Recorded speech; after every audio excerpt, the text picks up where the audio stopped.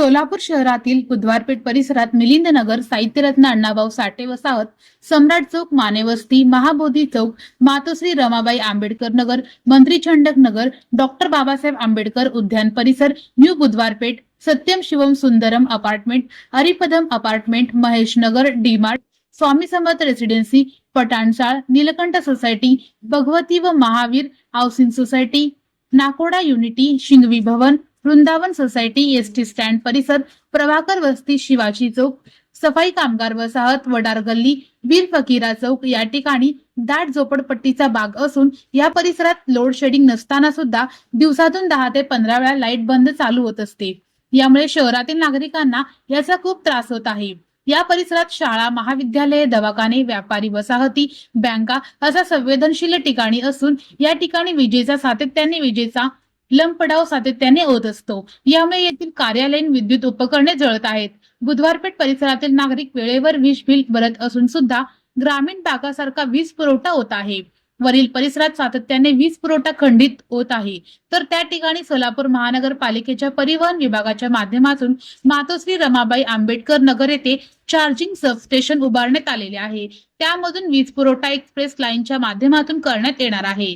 1 ते 1.5 किलोमीटर पर्यंतची जी लाईन खराब झालेली आहे, त्यामुळे जो लोड शेडिंगचा प्रॉब्लेम होत आहे ती केबल बदलून नवीन केबल लाईन टाकण्यात येणार आहे, असे महावितरण विभागाचे कार्यकारी अभियंता माननीय विनायक पंढरीनाथ इधाते यांच्या माध्यमातून सांगण्यात आले।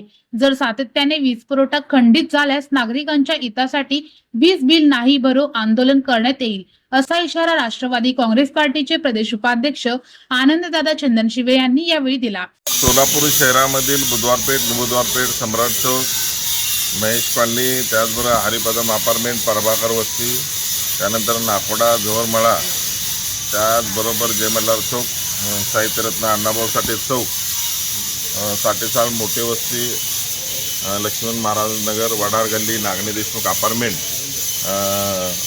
त्याचबरोबर श्राविका शाळेचा परिसर, न्यू बुधवारपेठ, डॉक्टर बाबासाहेब आंबेडकर उद्यान परिसर, मातोश्री रमाबाई आंबेडकर नगर या परिसरामधील सातत्यानं गेल्या 2-4 महिन्यापासून सातत्यानं विजेचा लपंडाव या ठिकाणी सुरू असल्याचं अनेक वेळेला आम्ही MSCBच्या निदर्शनास आणून दिलेलं आहे। जेणेकरून शहराचे जे मुख्य कार्यकारी अभियंता आहेत विधाते साहेब, त्यांच्या समेत काही व्यापारी आणि त्या भागातले नागरिकांच्या बरोबर आज बैठक आयोजित करण्यात आली होती।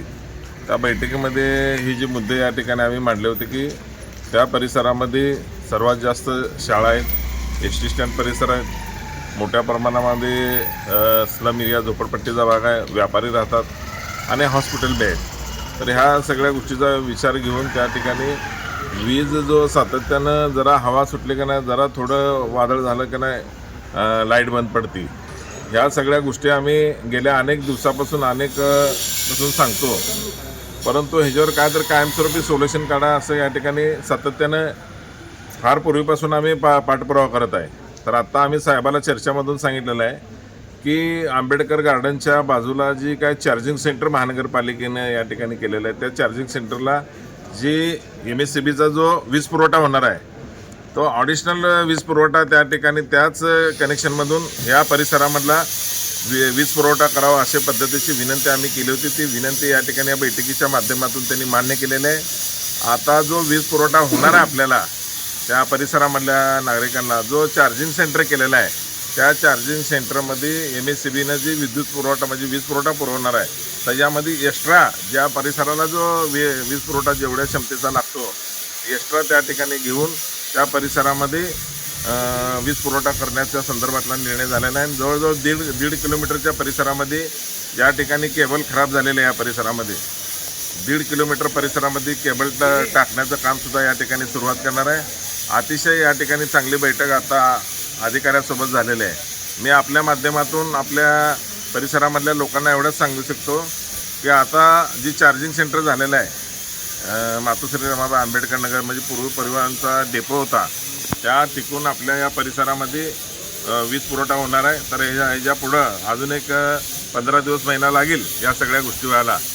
तोपर्यंत जी काय झोपडपट्टी भागामध्ये जय मल्हार चौक असू द्या किंवा मिलिंदनगर असू द्या किंवा सम्राट चौकाचा परिसर असू द्या, या भागामध्ये यानंतरनं वीज पुरवठा खंडित होणार नाही ह्याची दक्षता या ठिकाणी घेतो म्हणून असं अधिकाऱ्यांनी सांगितलेलं आहे. एवढं करून बी या ठिकाणी तर वीज पुरवठा सातत्यानं म्हणजे खंडित होत असेल तर आम्ही त्यांना सांगितलेलं आहे की यापुढे जर अशा तक्रारी आल्या नाही तर आमच्या या भागातल्या सर्व नागरिकांची एक बैठक घेऊन वीज बिल भरायचं नाही अशा पद्धतीचा निर्णय आम्ही घेणार आहोत भविष्यामध्ये. ही इशारा आम्ही आता या मीटिंगच्या माध्यमातून या ठिकाणी दिलेला आहे.